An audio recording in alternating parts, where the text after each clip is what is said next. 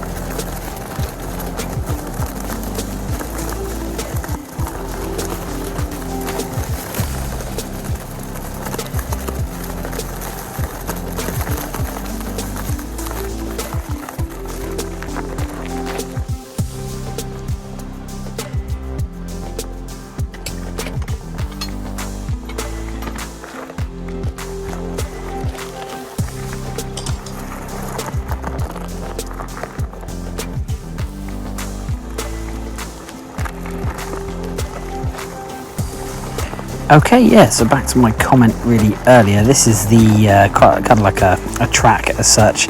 Quite a lot of rough terrain, very loose gravel. I really could do with a treaded tyre, to be brutally honest. I think would give me a little bit more traction, because the smooth tyre does tend to bump around all over this stuff, as you can see. So yeah, it obviously does lose a little bit of traction. So yeah, really, what kind of tyre pressure would recommend that I should be running over, I suppose, a surface like this to give you good traction and obviously good handling? Would be much appreciated. So yeah, let's get back to it.